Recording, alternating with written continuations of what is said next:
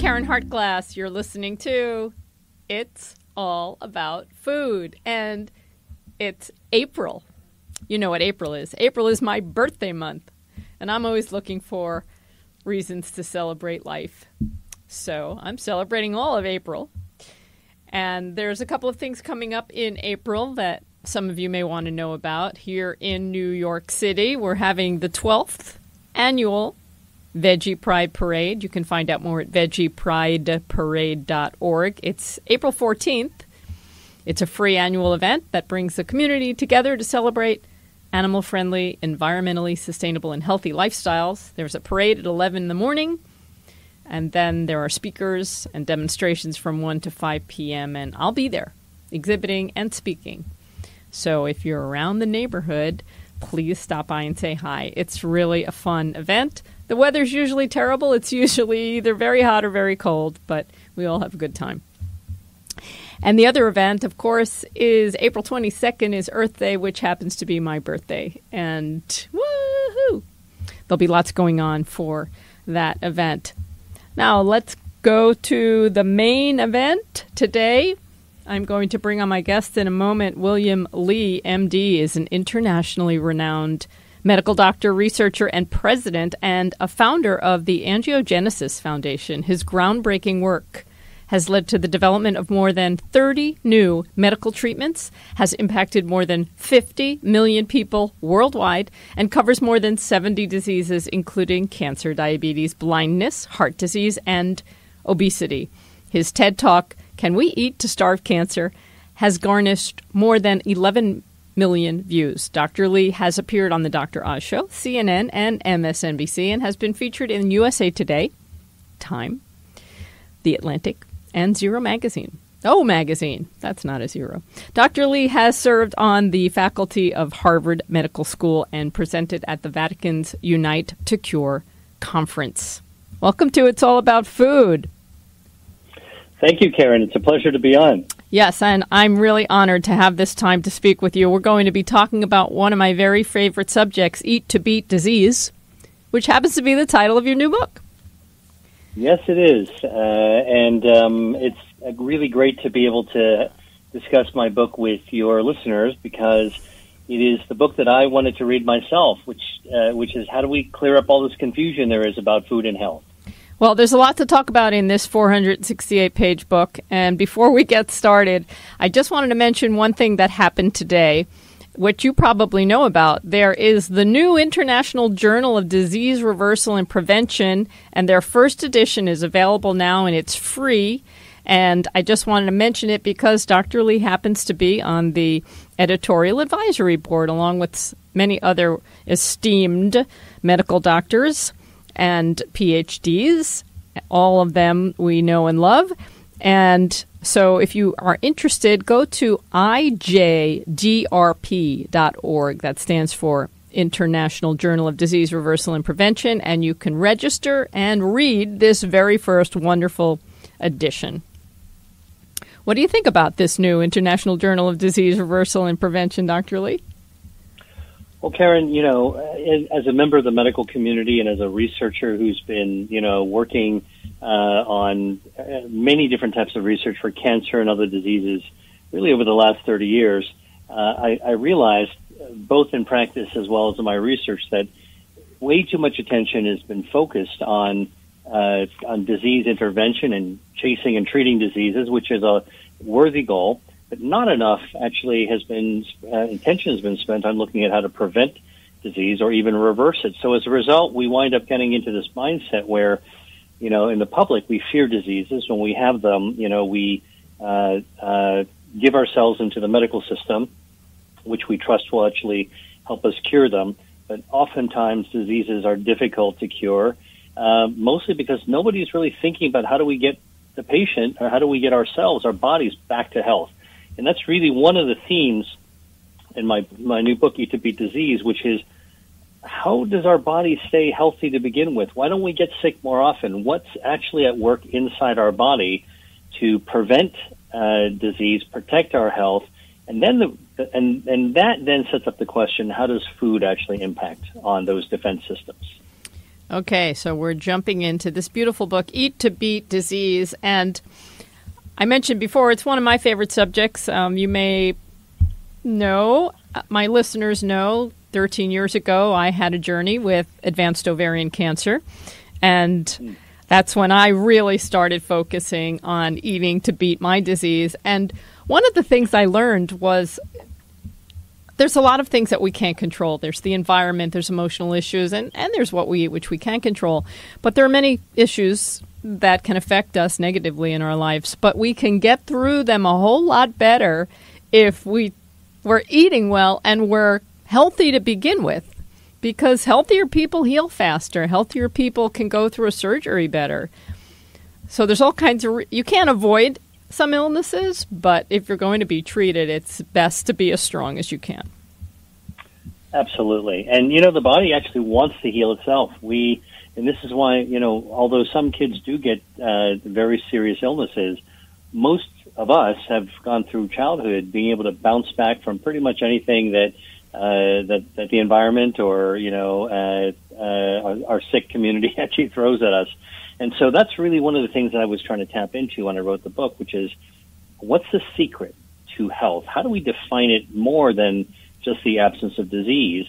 And once we understand what that is, and, what I write about is that health is actually the result of a number of natural defense systems that are hardwired in our bodies that actually are firing on all cylinders from the time we're born to our very last breath.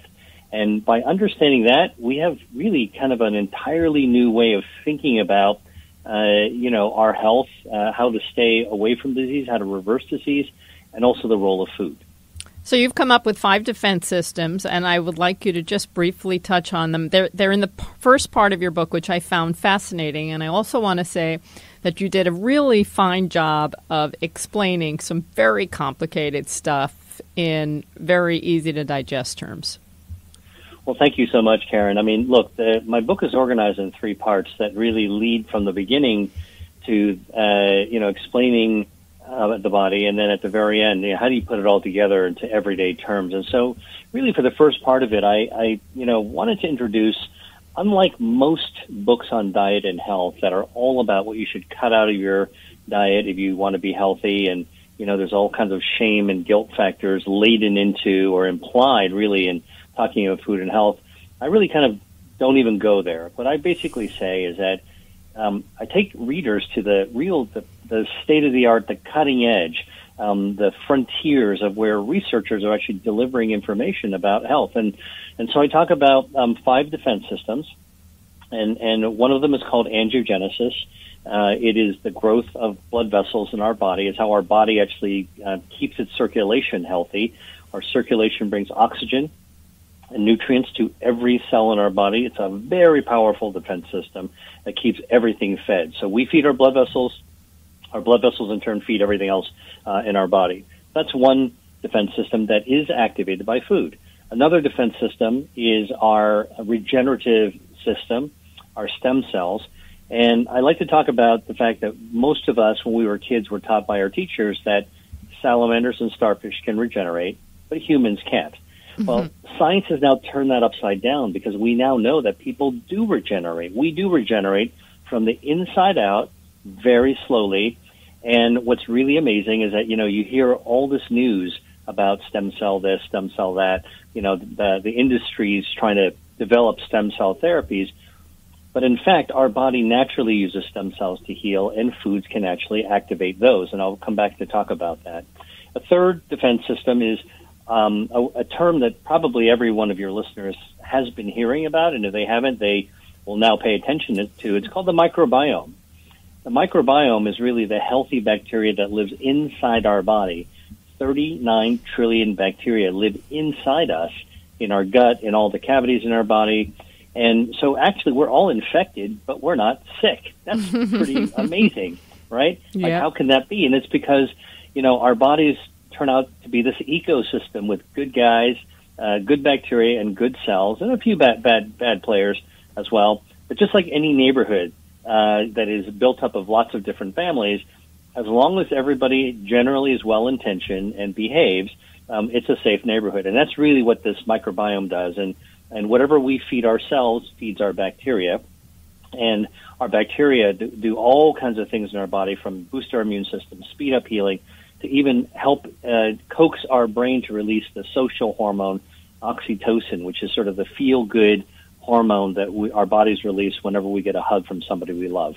So that's the microbiome. The next defense system, the fourth one I talk about, is DNA protection. So most of us think about DNA as our genetic code, which it is, and we think about DNA from Ancestry.com or 23andMe. These tests, consumer tests, to tell us a little bit more about ourselves. But it turns out our DNA is way more than that. It's a protection system against the environment. And so, when does our environment damage us? When we go out and go to the beach to get a tan. DNA damage occurs with ultraviolet radiation. You're stuck in traffic. Sun is shining in through the windshield. DNA damage due to the radiation. You're smelling secondhand smoke from somebody standing nearby. You're breathing that in. DNA damage. You're filling up your car gas tank at a filling station. If you're not standing upwind, you're standing downwind. You smell those fumes. DNA damage. The good news that I write about is that our DNA is hardwired to protect itself. So when harm comes to it, it neutralizes the harm. When there is damage to it, it can rebuild itself, and foods can do that. And my last defense system, the fifth defense system, is our immune system. And everyone is familiar with our immune system because every grandmother has told their grandkids that our immune system is important to be strong because it protects us against infections. But we now know that the immune system is more powerful than we ever imagined, and it can actually protect us against cancer as well. And food can influence that. So these 5 defense systems, angiogenesis, stem cells, regeneration, microbiome, DNA protection, and immunity, these are the 5 foundations of health that I write about in the first part of my book. And the second part of my book is really sort of, uncloaking the scientific evidence of all the foods that activate those defense systems. So these defense systems, if we get out of balance, and many of us have way out of balance, they can act against us. So the angiogenesis can create blood vessels that help cancer grow. And the microbiome, when we feed the bad bacteria, they might eat holes in our gut and cause all kinds of havoc, and on and on and on. So it's a balance. Exactly. To get us to work for us. Right. Not against us. Health, just as you might think, it's common sense. Our health is a balance between sort of the good forces and the forces that are not so good. And as long as the scales are tipped on a whole towards healthy behavior, healthy activity, and healthy defense, we're probably going to be okay. And, people always ask that question, how does somebody live to be, in their 90s or even 100? It's probably because they have good defenses. And then the other question is, how does somebody who's like a runner, jogger, vegan, somebody who's always taking care of their body, why do they, suddenly get sick and die? And it's probably because one of their defenses failed them. So again, it's not assigning blame to something. It's like these systems that are protecting us from day zero. Even before day zero. Oh, yeah. Even in the mother's womb. Yeah. And, bringing up the mother's womb, you mentioned so many fascinating studies and information and things that we understood originally that we know weren't quite right. So you had mentioned that at one point the medical community thought there were things that were sterile in our bodies, like a pregnant woman's womb and her breast milk, and then we learned that they're not. Is any part of the human body sterile? Well, when I went to medical school, we were told that the healthy body has sterile urine and that our blood is sterile, no bacteria in the blood and everything else, and breast milk is sterile, and in the womb, the amniotic fluid that bathes and supports and nourishes the developing baby is sterile.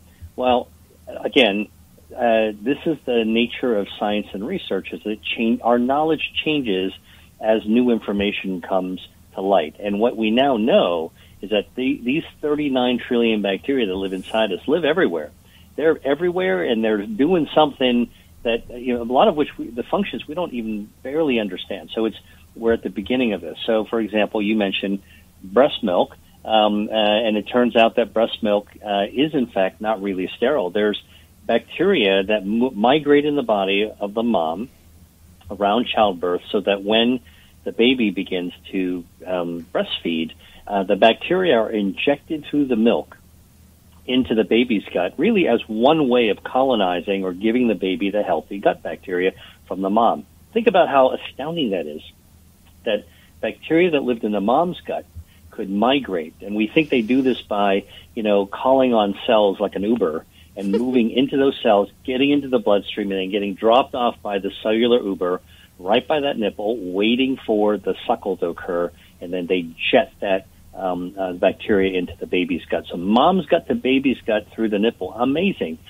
We also know that even in the uterus over the 9 months, that the mom begins giving baby healthy bacteria right through that uterine fluid, the amniotic fluid.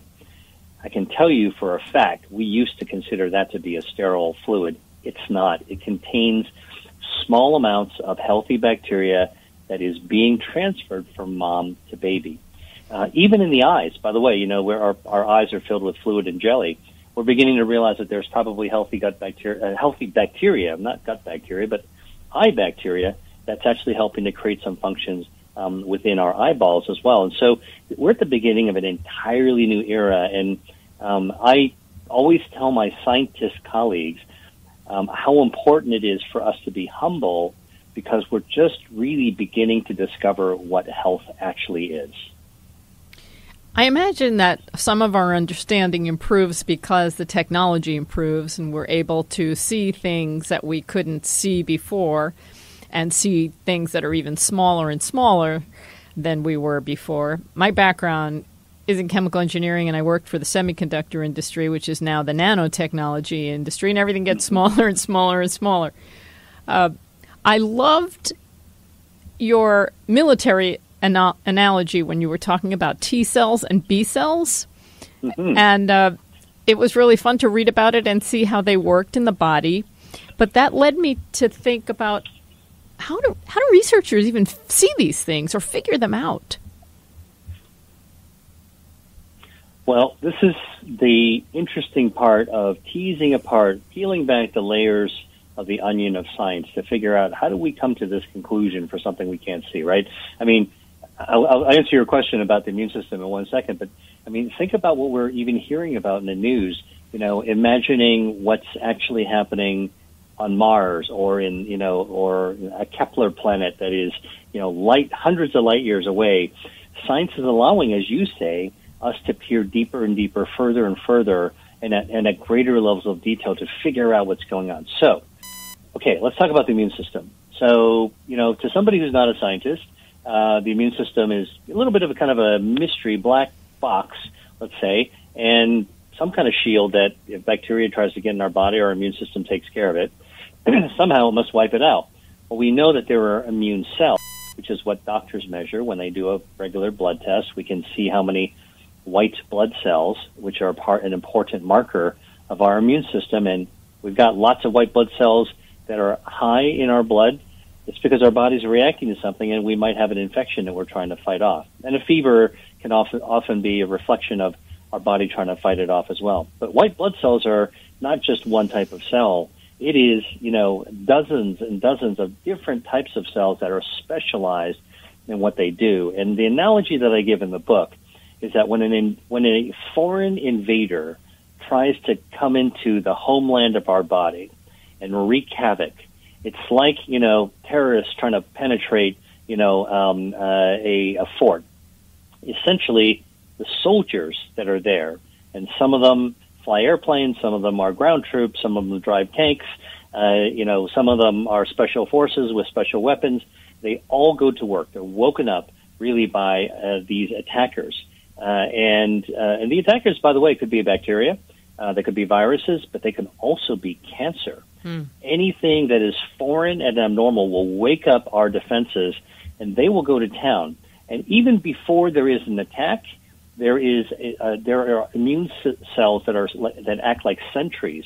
They actually patrol our body making sure that there's no trouble, and if there is, they spot it as soon as possible, and then relay the signal to the rest of the troops so they can decide, the commanders of the body can decide which types of cells to send out to defend us and when.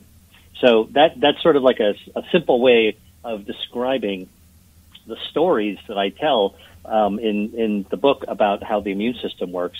I sort of had to try to imagine, how the biology part of immunology could be translated into a way that pretty much everyone can understand.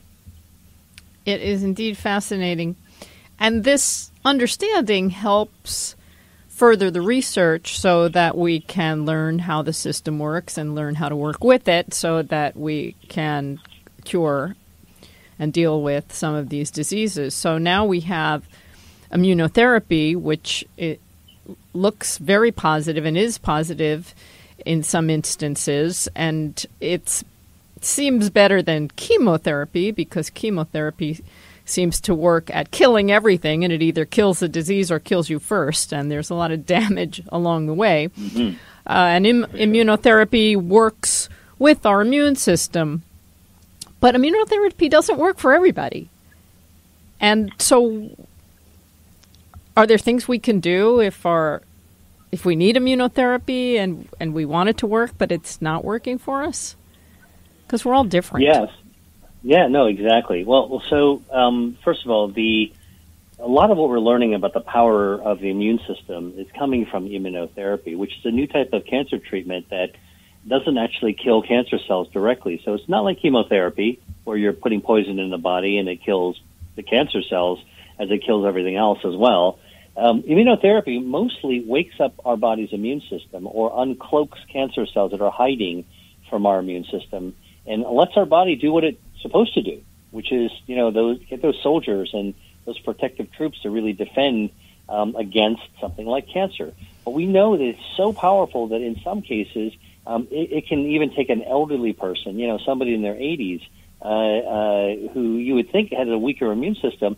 Nope, it's powerful enough when it's given a chance to completely wipe out cancer even after it's spread. Great example is former President Jimmy Carter, who had a melanoma that had spread, including into his brain, and he was given one of the first immunotherapy medicines out there, and his cancer completely disappeared, and he's to this day doing the things that he loves and back in his state of health. So the problem is that not everybody responds so dramatically or so, quote, miraculously, and we haven't until recently we haven't really understood why. But a stunning research finding that I describe in my book came a few years ago, and it was announced by a researcher from Paris who looked at cancer patients who were giving immunotherapy, and either they responded or didn't respond. And then this is Professor Laurence Zitvogel, looked at every parameter she could evaluate between the responding patients versus the non-responding patients to immune therapy. In other words, the people who did really well and had a great benefit and great response to the cancer treatment, or the people who unfortunately didn't have a response. And she found that the biggest difference was one bacteria, and that one gut bacteria is called Akkermansia muciniphila, or Akkermansia. So that's all of a sudden you have a player in the microbiome, another one of our defense systems, that actually influences our immune system in a cancer patient where, the treatment's supposed to try to boost our immune system. And guess what? You cannot actually eat Akkermansia as a probiotic. The only way you can grow Akkermansia is actually with food. So a cup of cranberry juice or a cup of pomegranate juice, an 8-ounce cup, over a couple of weeks will actually restore the mucus lining in your gut that the Akkermansia love to grow in. And so eating food can actually change the environment of your gut to a form that life-saving bacteria loves to grow in, so that the medicines that you're applying will work. So this is food as medicine helping medicine. It's fascinating. And you mentioned cranberries and pomegranates, and those two foods appear numerous times throughout your book, as other foods do. because not only are they good for one thing, but they may be good for something else. And so what I did was, while I was reading it, I said, okay, let's pick a disease and see how often you bring it up and what things are good for it. And I picked lymphoma, and I noticed a number of times you mentioned different things that would work for lymphoma, and they'll probably work for other things, but I thought we could talk about them. So quercetin was one of them. Mm-hmm. Mm-hmm.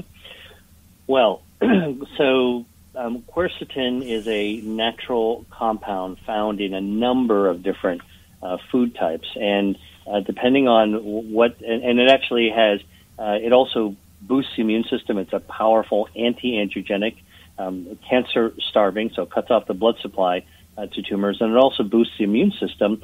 And so foods, that actually fit that model of having quercetin can actually have a benefit. Same thing as many of the foods that you're sort of describing is this common denominator of Mother Nature's kind of warehouse or treasure house of bioactives. That's really what's the most amazing thing about these bioactives. So lymphoma is a cancer that requires a blood supply, and quercetin can actually help to cut off that blood supply, and it can actually boost the immune system, which can actually help healthy immune cells fight those diseased immune cells. Okay, so the next one was, and I love this one, genistein, which is from soy. Right. So, look, so genistein is a natural chemical compound found in soy, and it actually is a powerful way that eating soy can starve cancer by cutting off its blood supply. So genistein is one of those anti-angiogenic substances that's found in food. Soy is one of the biggest, most richest storehouses of genistein. And here's the thing. Soy's got a kind of a scary reputation. A lot of people think that women should avoid soy because it could cause breast cancer because it has phytoestrogens. Oh, genistein is one of those phytoestrogens. And, and we know that human estrogens can actually fuel some types of breast cancer. But it turns out that plant estrogens like genistein actually is nothing like human estrogen, and so it doesn't do the same thing, and in fact can counter its effects. And so in my book, I write about the fact that foods like soy that contain genistein can cut off the blood supply to feeding cancers. This would also apply to lymphoma. But what's really remarkable is that a study of 5,000 women who already have breast cancer showed that those women with breast cancer who ate more soy actually had almost a 30% lower risk of mortality from their disease. And if they were successfully treated, those women who ate more soy also had about a 32% decreased risk of the cancer coming back. Genistein is the reason that occurs. And we even know the dose of the soy you need. It's about 10 grams of soy protein a day, which is about the amount of soy you would actually get, soy protein you get in about a cup of soy milk. And so this is really the kind of research I try to describe is, going from the population study down to the clinical trial, down to the molecular study, down to the cellular study, so we understand as much as we possibly can. Well, I'm glad you bring it up, and thank you for helping clear the clouds away when it comes to soy. I'm always trying to talk about it when I get the chance because a lot of people are drumming these myths that are simply not true and not helpful. And then the next one that I thought was really fascinating was apple cider. Apple cider and was it apple cider juice and apple cider vinegar? It helped lymphoma and you only had to have it like twice a month or something like that. So studies that actually looked at people consuming apple cider or apple juice have found that, consuming the apples or apple cider, by the way, it's got to be cloudy, right? So if you look in the grocery store for apple cider, you'll see in the refrigerated fresh section, you'll see the apple cider that's cloudy. You can't see through it. if you go to the middle aisles and you look for, where the drinks are, you'll actually see the crystal clear stuff. I mean, it's kind of yellowish, but you can see right through it. And so the thing is that the difference between the cloudy and the clear is that the clear one's been filtered, and in filtering it, they actually take away a lot of the good stuff. So apple cider has a lot of different types of bioactives that are actually found inside the apple. Chlorogenic acid, quercetin is also in apples, by the way, and it's also found in the peel. It's found in the cloudy stuff in apple juice. And so, what does that do? It actually helps to boost the immune system. It's anti-angiogenic. It actually the fiber in apples, by the way, that's found in the cloudy apple cider can also help feed the microbiome. So what I'm encouraging the readers to do is really try to take an entirely fresh look at how foods impact their body, first by thinking about their body. Like, we understand how the body works, and so now let's just think about how the different foods that we might choose, which system do they activate. And that's really how I think there's a really practical way to just choose foods that activate one of the 5 defense systems. Okay, let's now concentrate a little bit on my favorite subject, which is food and eating food. Mm-hmm. And the first food I want to talk about is the purple potato. I first heard about this when you were being interviewed by John Robbins at the Food Revolution Summit. And you talked about purple potatoes and stem cells, and I want to hear a little bit more about that. And I want to also ask you, is it what's true for purple potatoes true for purple sweet potatoes? Right. So, first of all, potatoes, many of us grow up thinking that potatoes are just all white, right? Like mashed potatoes, the classic mashed potatoes. But in fact, potatoes are like hundreds of different colors.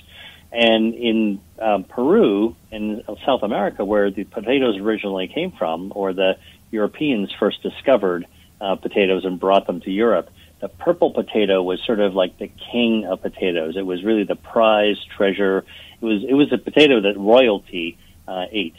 Fast forward to today, and we now know that purple color is actually imbued into the potato by natural chemicals, natural dyes called anthocyanins, and those natural dyes actually have powerful effects in our body, including on our stem cells. So Professor Jairam Vanamala is actually a researcher at Penn State University, a colleague of mine, and we were discussing sort of what it is that purple potatoes could potentially do. And it turns out that purple potatoes actually can kill cancer stem cells in the research lab. Now, cancer stem cells are these little baby stem cells that give rise to more cancers, and they're the reason that cancers come back, even when you actually successfully think you've gotten rid of the cancer.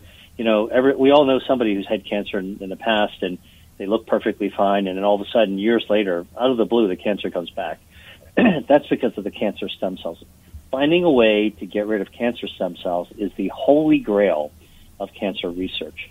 And guess what? Purple potatoes have been shown through research to kill cancer stem cells, specifically colon cancer stem cells, which is really quite remarkable. The research that's been done, by the way, looked at the raw potato, the steamed potato, the mashed potato, the purple potato chip, all does the same thing, which is quite remarkable. And because it's the dye in the potato that does it, other purple potatoes, like the purple sweet potato, also have that potential to do the same thing, although they haven't been studied specifically as such. But because it's the same color, same natural chemical that's creating the coloring, it can actually do that as well. The reason I ask is I prefer to buy organic, and when I go to Whole Foods, they have organic purple sweet potatoes, but they have conventional purple potatoes. Mm-hmm. So I get the purple sweet potatoes. But then I guess that other foods that contain anthocyanins like red cabbage and blueberries might also be working against those bad cancer stem cells. Absolutely. It has not been studied yet by food, but that's in the future. So what I try to do is present the science wherever it is, right? That's the amazing thing is that, from this, what I'm hoping is that, a researcher might look at what's in the book and say, oh my gosh, that's a cool thing for us to study next. Now let's look at other foods that would have it. And that's the nature, the ripple effect of reporting science, is we get more people interested in uncovering more layers of that onion. And me, I'm interested in eating all of those good foods that you discover. Me as well. Now, you have a recipe called broccoli stem and oregano soup, and what I loved about it is many people just throw the broccoli stems away, and this was a great way to use the stem. I also do a lot of green juicing, so if I don't want to cook the stem, I'll juice it. Sure. But you mentioned that kale stems were inedible, and I just wanted to ask you about that because I juice them, and I also chop them up like you do the broccoli stems. Is that okay? Well, of course, most of the plant is actually edible, and in fact, stems have an incredible amount of fiber, which is a prebiotic. So it actually feeds our gut bacteria, which then will chop them up and turn them into useful pieces that actually can lower inflammation in the body. But from a recipe perspective, usually we're cooking for guests. And if you're not juicing, and not everybody is, perhaps as conscientious as me or perhaps as you, the stem, and depending on where you get it in the grocery store, sometimes, the stem can be kind of like dried out and much harder, really hard to eat. What you do is just like the chefs say, you slice away these huge fronds on both sides of the stem. But absolutely, if you can actually use a stem, that's good. One of the recipes that I talk about is a broccoli stem soup. And this is research that I did a few years back. I was really curious because, when we're kids, we're always told that we should eat we eat our broccoli, and it's just the treetops that we're usually served. And in fact, if you ever go to a frozen food section and look for frozen vegetables, sometimes they're actually good because they're flash frozen. Not too far from the field. If you open a bag of frozen broccoli florets, as I call them, they're all perfect sized and just small little kernels. But in fact, anybody who's been to a farmer's market knows that the treetop of the broccoli is only a small part of the broccoli. It's mostly this gigantic green stem. And that's what winds up getting chopped away or even thrown away at home. And what we did is we did some research to say, if you wanted to look at the anti-angiogenic, cancer-fighting, defense-enhancing properties of broccoli treetops, the florets, how would they compare to the stem, to the power of the stem? Did it have the same stuff or not? Well, here's what we found. We found that the broccoli floret, the treetop, is indeed quite powerful as a cancer-starving food. So that's a checkbox. Like, we always knew that broccoli tops are going to be good for you. But here's a big surprise. When we looked at broccoli stems, which no one had ever looked at before for this property, we found that the stem of the broccoli has twice the cancer-starving property as the treetop, as a floret. Whoa, I'm excited. Amazing, right? That is. That's fascinating. But by the way, we also did the same experiment with, we were thinking, okay, let's tear a page from our own playbook and let's take a look at other foods that you get at a farmer's market where you're throwing parts of it away. What do you think we chose? We chose carrots, right? So the orange carrot, they call it the taproot, is what we normally eat. But when you go to the farmer's market, you're getting this gigantic bushel with, a little bunch of orange carrots at one end and this monstrous green stuff on the other side. Right? So what do most people do? Like, I used to do this myself. You cut off the greens, you throw them away, and then you clean up the carrots and cook with them. Turns out that we asked, what about the cancer-starving properties in the carrot? Yes, absolutely. It's there. It's incredible. It's great, healthy, good for you, just like we knew carrots would be. But then we also looked at the carrot tops, the greens. And again, they had twice the potency of the actual orange taproot. So, wow, got to think about those. The parts that we throw away are good. By the way, I'm going to take your listeners to one more research experiment. Mushrooms, right? Let's take a look at the lowly white button mushroom, or really any mushroom. They contain this natural chemical called beta-glucan. Beta-glucan does a lot of things. It's cancer-starving, blood vessel right-sizing. It's known to boost your immune system. Now, it's found all over the mushroom. And what happens when you buy a mushroom, a button mushroom, white button mushroom? We normally take it home. We kind of clean it off, get all the dirt off, and then we cut off the mushroom cap, and we start cutting and dicing in the cap, and we usually toss the stems. Most people do. Maybe you don't. I don't. Yeah, I knew that. I knew that was going to be your answer. But it turns out that the beta-glucan, there's 3 times more beta-glucan in the stem as there in the cap. So next time people eat the mushrooms, eat both the caps and the stem. Think about using the parts that are thrown away. Mother Nature's very, very resourceful. There's hardly any food in which she hasn't packed some good stuff in the parts that, we sometimes ignore. Okay, so this is very exciting for me because, number one, I don't like to waste. And everything that I buy, nothing goes bad. I eat everything. And I'm always making sure things don't last too long in the freezer or the pantry. I'm always very, very mindful of all of that.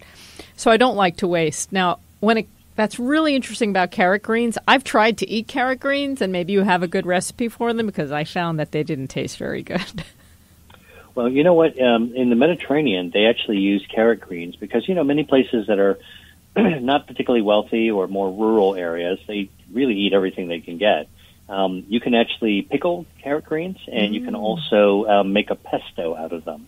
Okay. So think about, using the carrot greens and, blending them up and putting some olive oil, some pine nuts, some garlic. You can really make that into something that can flavor some other foods that you're cooking. Very exciting. I'm going to revisit the carrot greens. That's very exciting. And then the other thing, the broccoli stems is fascinating. And, I'm glad I've been juicing them and cooking with them and saving them. And we learn all these strange things about what we shouldn't eat or what's too chewy or too seedy or too this and too that. And we need to kind of re-educate ourselves. So this is great. And then the mushrooms. There was a while a few decades ago where we thought there was nothing in a mushroom. It had no value nutritionally, and now we've learned what a powerhouse they are. And I used to like to make stuffed mushrooms, and people would say, what do you stuff them with? And I would say, I stuff them with mushrooms. I would chop up the stems and put them with garlic and put them back in the mushroom. But I didn't know. I just did not want to waste it.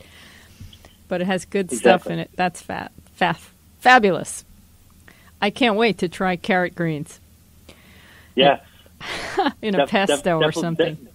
Definitely worth thinking about. And, like in the flavors, you can actually light them up with other ingredients that are in my 200-plus foods that have scientific evidence. And so what the nice thing is that you can take something you're not really sure about. So in my book, what I'm really trying to tell readers is lean into the foods that you love. Look at those 200 foods. Hardly everyone can find something they love in some category, a fruit, a vegetable, a legume.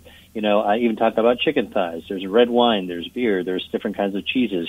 Every single thing that I mentioned has some scientific evidence. I've cited 700 references in there.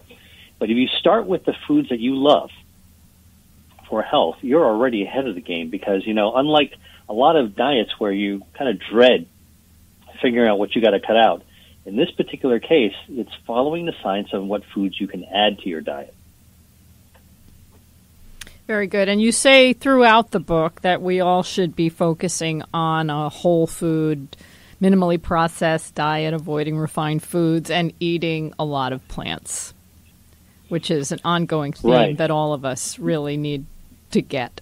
Yeah. I mean, look, even though it seems like it's new research and, some critics even, sort of say, well, maybe we don't really know enough yet.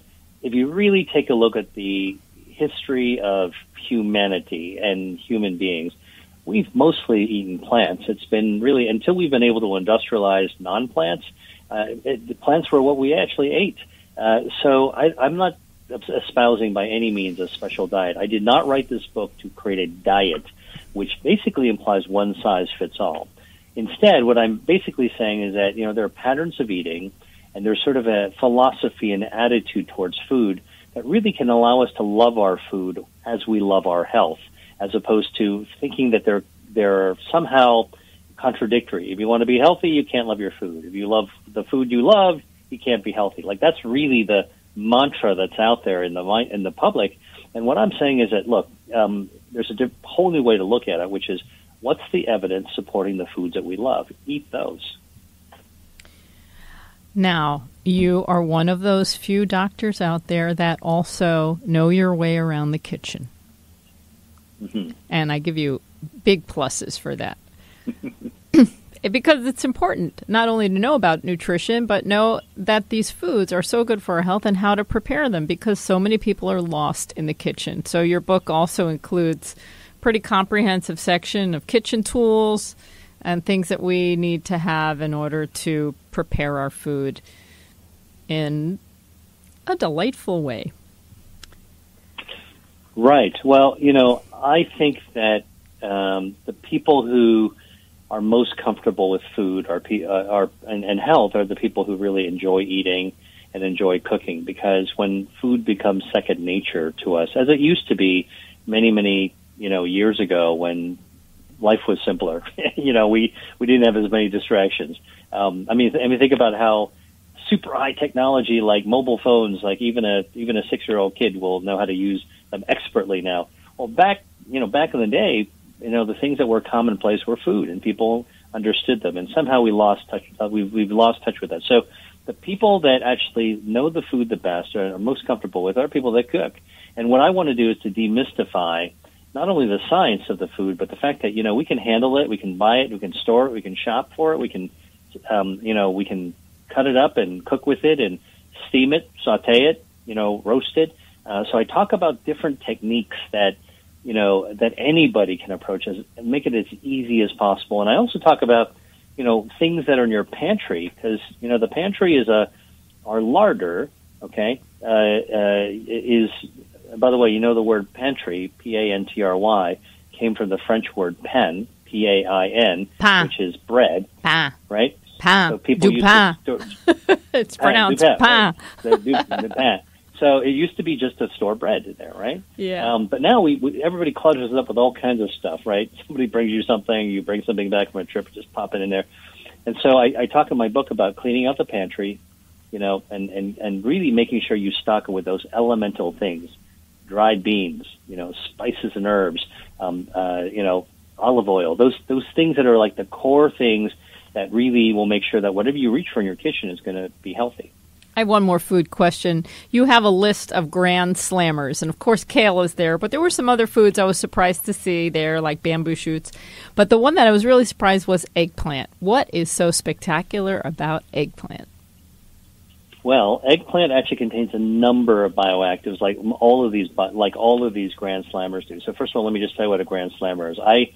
I talk about the 5 health defense systems, and then in the second part of my book, I talk about foods that activate each of these defense systems. And as you mentioned earlier, Karen, that some of these foods come up over and over again. And it turns out there are some foods that are just so versatile in activating our health defense systems that they activate all 5 health defense systems at the same time. And those would be the foods that would be the most efficient to eat. So I just wanted to kind of make it simple for people. I have a whole chapter that's called exceptional foods. And among categories of exceptional foods, I have the grand slammers. And so eggplant is in there. It contains a large number of bioactives. I mean, look at the color, that beautiful purple color. Look at that sort of unusual taste that it actually has. Beautiful taste that you can roast and it softens up. Packed with natural chemicals that help our circulation, can stimulate our stem cells, feeds our microbiome. Some of this fiber in the eggplant can feed our healthy gut bacteria, which can lower inflammation, protects our DNA, and also can help guide our immune system to function at a healthier level. So, like any food that I have in my book, if you slather it with unhealthy things, layer it with processed food or dunk it with, saturated fats, I mean, you'll kind of defeat the purpose by adding too many bad things to the good things. But, I think that, generally speaking, and this is a whole other conversation you and I could have if you want to talk about food, is how do you combine the foods together for optimal health? But yeah, eggplants are great. Bamboo shoots are great. I have some other very unusual foods like squid ink, the black pasta you sometimes see now. You can get almost anywhere now. That's also a grand slamming food. And then stone fruits. I love stone fruits. They're a whole series of fruits that have the pit in the middle, right? So apricot, peaches, pears, not the pears, but apricot, peaches, plums, all those great things that come out, nectarines in the summertime, but also mangoes, right? So mangoes are one of my favorite fruit, and it's a great source of vitamin that has all these other bioactives that activate all of our defense systems. And a couple of slices of mango in the morning is like something I really love to have. Mango's like candy.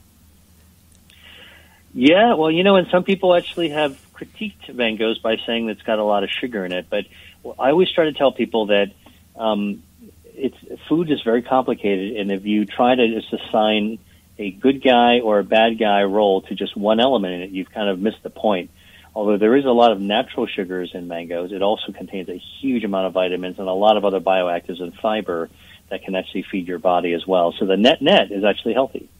Well, I'm sure you know this, but there's been research that shows that when we consume sugar in the form of whole fruits, the body manages it much differently than if we had refined sugars. That's right, and added sugars as well. And added sugars. What do you mean by added sugars? Well, one of the things that's happened in the processed food world is that, there's a lot of extra sugar that gets added to our food. If you take a look like at a lot of sugar and tomato sauce and everywhere. Or sugar sweetened beverages and those kinds of things. They're, in the mass market of foods.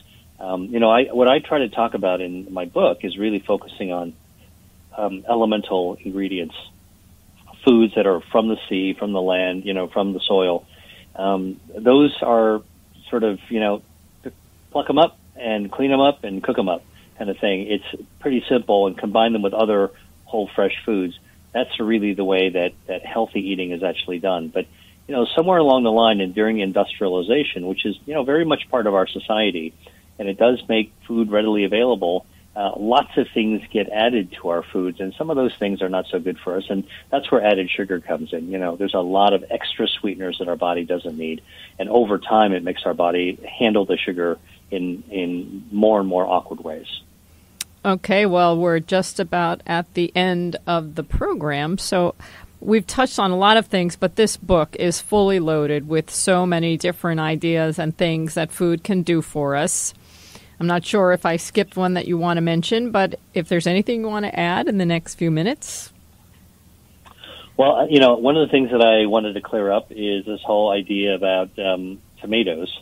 Some people say that tomatoes are related to nightshade, and therefore it's toxic, and there are these things called lectins that destroy your joints. Oh, the lectin debacle. Another urban legend that's out there. Yes. This is why science is so important. Science generally tries to tell the truth. And it's very easy for people to make all kinds of claims, but really tomatoes are an amazing source of vitamins. They taste great, and actually their flesh and their skin contain a natural chemical called lycopene. And lycopene is a natural anti-angiogenic, cancer-starving substance that I write about in the book. And there's been some amazing research. In fact, I cite a study of 46,000 men that showed that those who ate 2 to 3 servings, these are half-cup servings, of cooked tomatoes, tomato sauce, every week had a 30% decreased risk of developing prostate cancer. Why? Because lycopene cuts off the blood supply to cancer, makes it harder for them to grow. And why cooked, not raw? Because the lycopene that comes from a tomato you would pick in the garden and eat like an apple comes in the chemical form your body really doesn't like to absorb. But if you heat that tomato, the temperature, the low simmering temperature, slowly changes the chemistry, the natural chemistry of the lycopene, into a form your body loves to absorb. And so this is where cooking, the joy of cooking, making a tomato sauce, can actually make something even healthier for you. Heat doesn't always destroy the good stuff. Sometimes it brings it to life. I'm so hungry now. A slow simmering tomato sauce, stirring with a wooden spoon. Exactly. Now, another thing about tomatoes, it tickled me. Tomatoes and watermelon. You mentioned that if we drank watermelon or ate watermelon or watermelon juice or tomatoes before we went out in the sun, it was protective against the harmful rays. So, it's amazing that something like watermelon or these other types of juices can actually protect us against damage.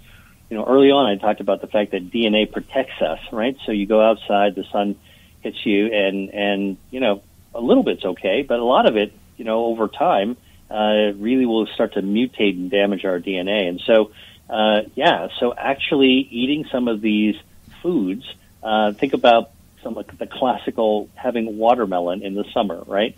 So watermelon contains lycopene. It also protects our DNA. And having it before being exposed to sun actually protects our DNA. Citrus juice can do the same thing. I cite a study that blows my mind, which is they studied a couple of young guys in their 20s, healthy people, young people, and they measured the blood to see how well their DNA would protect itself at the very beginning, and then just gave them a single glass and a half of orange juice, right? So I'm not espousing drinking a ton of orange juice, but this experiment showed that you actually drink orange juice, and only 20 minutes later, you could protect your DNA by 20%. Fascinating. So fascinating. The whole book is fascinating. Dr. Lee, thank you for joining me on It's All About Food and sharing all of this great information. Eat to Beat Disease is the name of the book, The New Science of How Your Body Can Heal Itself. And we've come to the end of the program. So thank you so much for joining me. Thank you, Karen. It's such a pleasure to speak with you. Okay. Everybody, thanks for listening. This has been It's All About Food. I'm Karen Hartglass. You can find me at responsibleeatingandliving.com. Send me comments at info@realmeals.org. And have a delicious week.